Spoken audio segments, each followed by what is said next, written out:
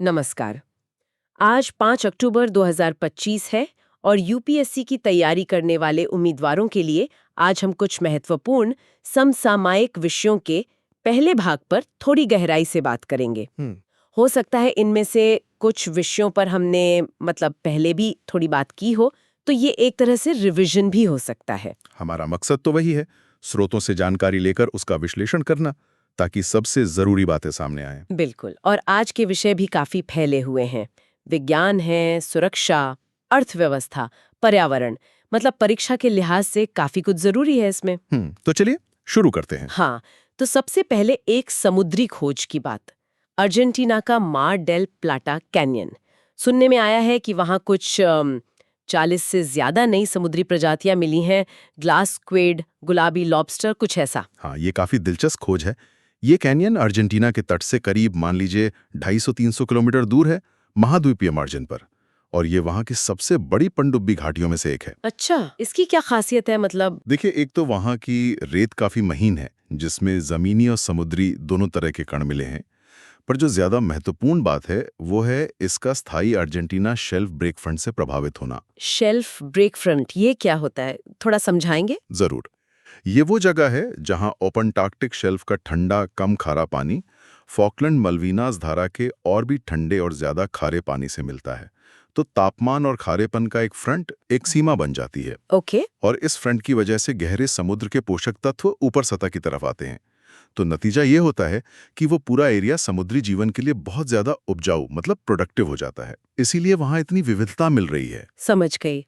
और ये पनडुब्बी घाटियां सबमरीन कैनियन, जी, ये खुद में क्या होती हैं? आप इन्हें ऐसे समझ सकते हैं जैसे समुद्र के नीचे बनी हुई गहरी खड़ी ढलान वाली घाटियां हों। जैसे जमीन पर नदियां घाटियां बनाती हैं, वैसे ही ये समुद्र के नीचे, बस इनकी ढलान अक्सर ज्यादा खड़ी होती है और तल संकरा। इनका महत्व क्या है फिर? सबसे बड़ा महत्व है इनका तलछट ट्रांसपोर्टेशन में। ये महाद्वीपीय शेल्फ से सेडिमेंट, पोषक तत्व, कार्बनिक पदार्थ, ये सब गहरे समुद्री बेसन तक ले जाती हैं। वहां ये जमा होकर बड़े बड़े पनडुब्बी पंखे सबमरीन फैंस बनाते हैं। तो एक तरह से ये गहरे समुद्र के इकोसिस्टम के लिए लाइफलाइन है। अच्छा, ये सब ज्योग्राफिकल फीचर नहीं, बायोलॉजिकल हॉटस्पॉट भी है एक तरह से। ठीक है। चलिए, समुद्र से ये जुड़ी एक और खबर लेते हैं। आईएनएस सतलुज, ये जहाज मॉरिशस गया है हाइड्रोग्राफिक सर्वे के लिए। ये क्या है खास इस जहाज में? आईएनएस सतलुज, हाँ, ये भारतीय नौसेना का एक स्पेशलाइज्ड हाइड्रोग्राफिक सर्वे शिप है। 1993 में कमीशन हुआ था। इसका मुख्य काम ये समुद्र तल का, पानी का और आसपास के पर्यावरण का बहुत डिटेल में सर्वे करना, मैप बनाना। तो इसमें उपकरण भी खास होंगे? बिल्कुल। इसे आप एक तरह की फ्लोटिंग लैब कह सकते हैं। इसमें multi beam swath echo sounding system है जो सी बेड का 3D मैप बनाता है।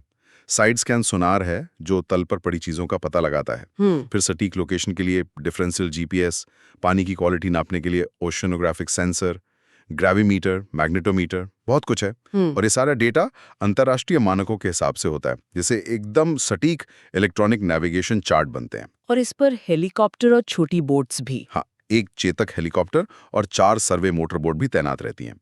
इससे सर्वे का दायरा बढ़ जाता है। तो इसका मॉरिशस जाना, ये भारत और मॉरिशस के बीच बढ़ते समुद्री सहयोग को दिखाता है। सुरक्षित नेविगेशन के लिए ये डेटा बहुत जरूरी है। सही कहा। तकनीक और सुरक्षा से अब जरा अर्थव्यवस्था की तरफ मुड़ते हैं। एक महत्वपूर्ण कानूनी सिद्धांत है आईबीसी, यानी दिवाला और दिवालियापन संहिता। उसके तहत क्लीन स्लेट सिद्धांत। दिल्ली हाईकोर्ट ने भी इस पर कुछ कहा है हाल में। हाँ, हाल ही कोर्ट ने इस सिद्धांत को एक तरह से कंफर्म किया है। ये क्लीन स्लेट सिद्धांत आईबीसी की नींव का एक पत्थर है। इसका सीधा सा मतलब यह है कि जब कोई दिवालिया कंपनी समाधान प्रक्रिया से गुजरती है और कोई नया खरीदार, जिसे समाधान आवेदक कहते हैं, उसे खरीदता है, हाँ, तो उस नए मालिक पर कंपनी के पुराने मैनेजमेंट के समय की देनदारियों का बोझ नहीं डाला जाना चाहिए, चाहे वो वित्तीय देनदारियां हों या, जैसा दिल्ली एचसी ने कहा, कुछ मामलों में आपराधिक देनदारियां भी। उसे एक तरह से क्लीन स्लेट यानी साफ पट्टी मिलती है। इसका मकसद क्या है? क्या ये पुराने लेनदारों के साथ नाइंसाफी नहीं? देखिए, मुख्य मकसद है कंपनी को एक नई जिंदगी देना और निवेश को बढ़ावा देना।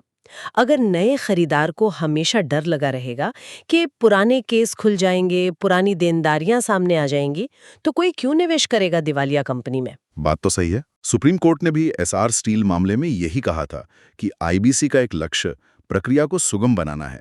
और एक बार एनसीएलटी ने समाधान योजना मंजूर कर दी तो पिछले सारे दावे, यहां तक कि सरकारी बकाया भी, अगर वो योजना का हिस्सा नहीं है तो वो खत्म माने जाते हैं।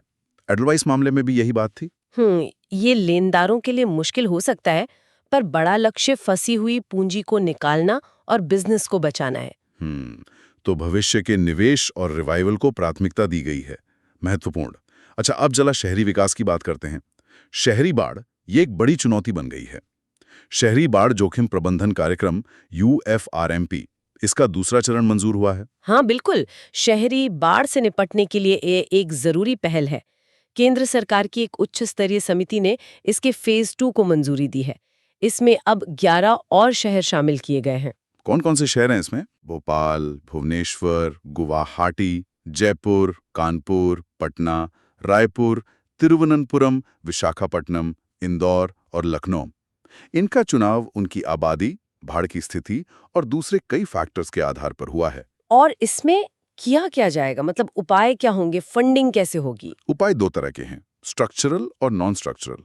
स्ट्रक्चरल में जैसे स्टॉर्म वाटर ड्रेनेज सुधारना, पानी के निकायों को जोड़ना, बाढ़ रोकने की दीवारें बनाना और कटाव रोकने के लिए प्रकृति आधारित समाधान जैसे वेटलैंड्स वगैरह। और नॉन स्ट्रक्चरल में? उसमें आते हैं अर्ली वार्निंग सिस्टम, बेहतर डेटा कलेक्शन, रिस्क असेसमेंट और बहुत जरूरी कैपेसिटी बिल्डिंग, मतलब स्थानीय प्रशासन और लोगों को ट्रेनिंग देना। फंडिंग की बात करें तो ये कॉस्ट शेयरिंग बेसिस पर है। 90% केंद्र देगा और 10% राज्य। तो ये एक होलिस्टिक अप्रोच है, सिर्फ बनाने पर नहीं, तैयारी और मैनेजमेंट पर भी जोर है। सही है, मतलब सिर्फ इंफ्रास्ट्रक्चर नहीं, सिस्टम और लोगों की तैयारी भी। चलिए अब थोड़ा ऊपर चलते हैं, अंतरिक्ष में। नासा का कैसिनी स्पेसक्राफ्ट, उसके डेटा से शनि के चंद्रमा एनसेलेडस पर जीवन की संभावना की बात और मजबूत हो रही है। पहले तो ये कैसिनी मिशन क्या था? कैसिनी ह्यूजेंस मिशन, ये NASA, European space agency ESA और इटालियन स्पेस एजेंसी ASI का एक बहुत बड़ा जॉइंट प्रोजेक्ट था। 1997 में लॉन्च हुआ था। इसका मुख्य काम था शनि ग्रह, उसके छल्लों और उसके अनेकों चंद्रमाओं का बहुत बारीकी से अध्ययन करना। हाँ, इसमें कैसिनी ऑर्बिटर था, जो शनि का चक्कर लगाने वाला पहला यान बना, और ह्यूजेंस प्रोब था, जो शनि के सबसे बड़े चांद टाइटन पर उतरा भी था। अच्छा। और एनसेलेडस के बारे में ये नई बात क्या है? एनसेलेडस शनि का एक छोटा सा बर्फीला चांद है। कैसिनी ने पहले ही वहां पानी के फव्वारे, मतलब गीजर खोज लिए थे, जो उसकी बर्फीली सतह से निकल रहे थे। हाँ। इससे पता चला कि बर्फ के नीचे एक बड़ा तरल पानी का महासागर है। ये तो सुना था। अब जो नया विश्लेषण आया है, उससे और पक्के सबूत मिल रहे हैं कि उस महासागर में जीवन के लिए जरूरी चीजें जैसे केमिकल एलिमेंट्स, फास्फोरस भी मिला है हाल के अध्ययनों में, और ऊर्जा के स्रोत मौजूद हो सकते हैं। माना जाता है कि वहां समुद्र के तल पर हाइड्रोथर्मल वेंट हैं, जैसे पृथ्वी पर होते हैं, जहां जीवन पनपता है। अरे वाह! तो ये खोज एनसेलेडस को हमारे सौर मंडल में पृथ्वी के बाहर जीवन खोजने के लिए सबसे अच्छी जगहों में से एक बना देती है। और ये भी दिखाता है कि कैसे पुराने मिशन का डेटा भी नई खोजों को जन्म दे सकता है। वाकई कमाल है। अच्छा, अंतरिक्ष से वापस जमीन पर आते हैं और बांधों की सुरक्षा की बात करते हैं। कालेश्वरम परियोजना के बैराजों पर कुछ विवाद था और अब सरकार ने राष्ट्रीय बांध सुरक्षा प्राधिकरण NDSA के सुझाव पर मरम्मत का फैसला किया है। ये NDSA क्या है? NDSA यानी नेशनल डैम सेफ्टी अथॉरिटी। ये भारत में बांध सुरक्षा के लिए रेगुलेटरी बॉडी है। इसे डैम सेफ्टी एक्ट 2021 के तहत बनाया गया है, एक स्टैट्यूटरी बॉडी के तौर पर। इसका मुख्य काम है देश के जो बड़े बांध हैं उनकी लगातार निगरानी करना, निरीक्षण करना और उनके सुरक्षित ऑपरेशन और रखरखाव के लिए नियम और स्टैंडर्ड तय करना। इसके काम क्या-क्या हैं और ये जरूरी क्यों है इतना? इसके कई काम हैं, जैसे national committee on dam safety जो नीतियां बनाती है उन्हें लागू करवाना, राज्यों के जो डैम सेफ्टी ऑर्गेनाइजेशन SDSO हैं उनके बीच या किसी SDSO और बांध मालिक के बीच अगर कोई मुद्दा है तो उसे सुलझाना। अच्छा। बांधों के इंस्पेक्शन और जांच के लिए नियम बनाना, और जो एजेंसियां बांध बनाने, डिजाइन करने का काम करती हैं उन्हें मान्यता देना। इसका हेडक्वार्टर दिल्ली में है।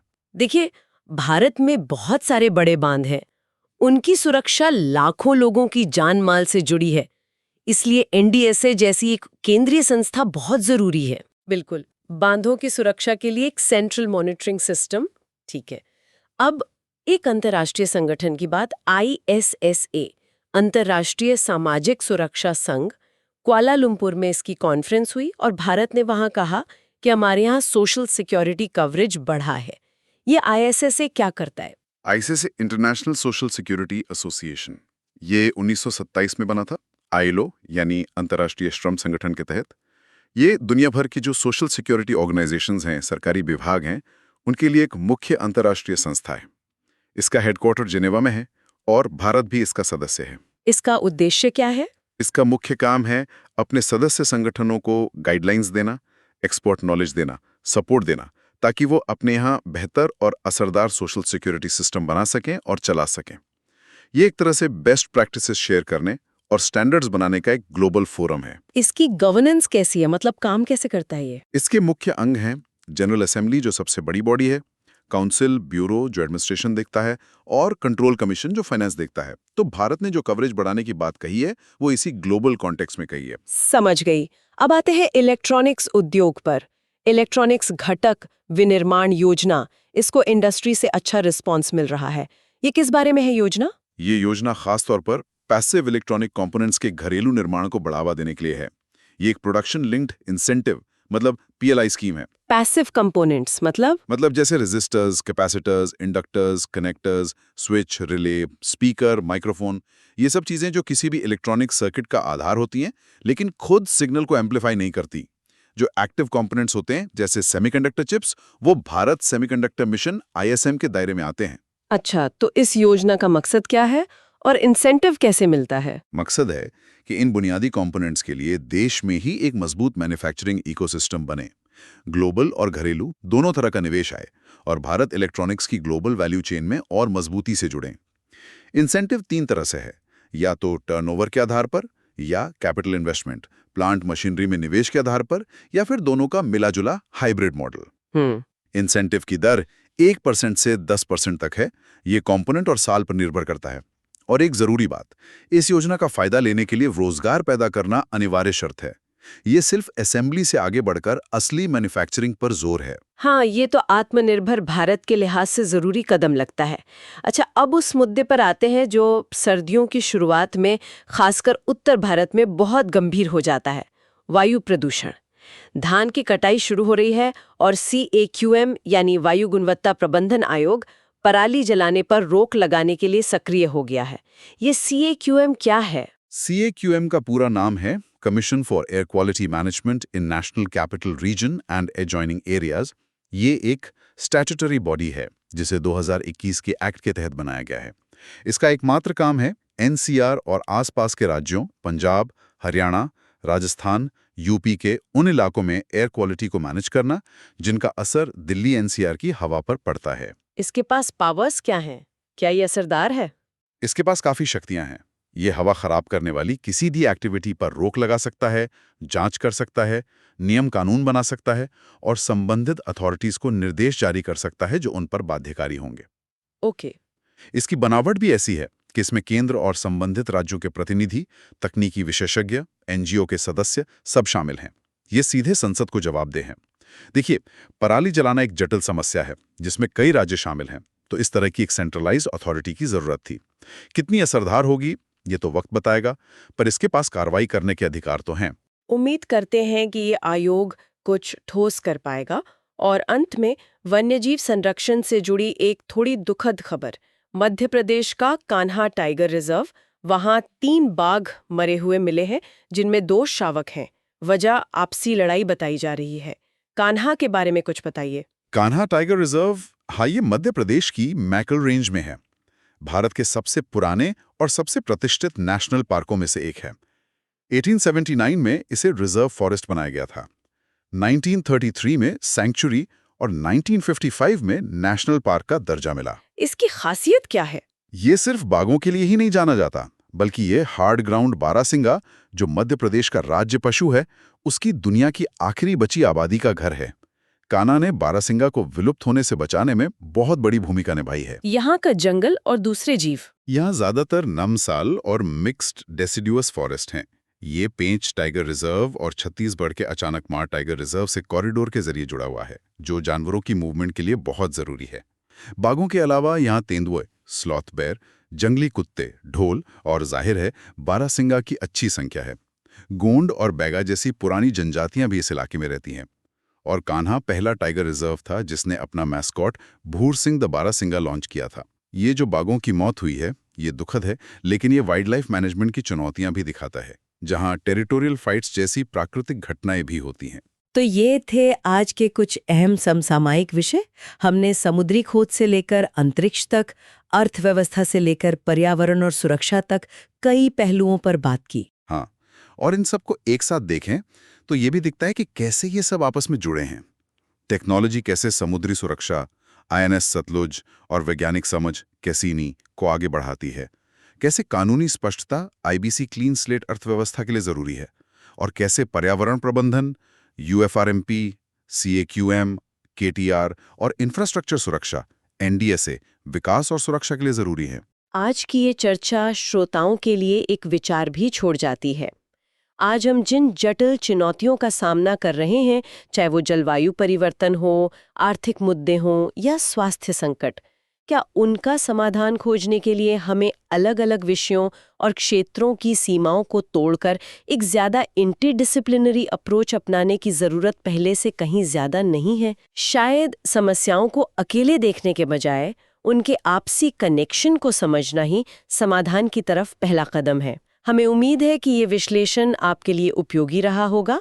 अगर आपको ये चर्चा पसंद आई हो तो कृपया इसे लाइक करें और इस चैनल को सब्सक्राइब करना न भूलें ताकि आप आगे आने वाले विश्लेषणों से भी जुड़े रह सकें। धन्यवाद।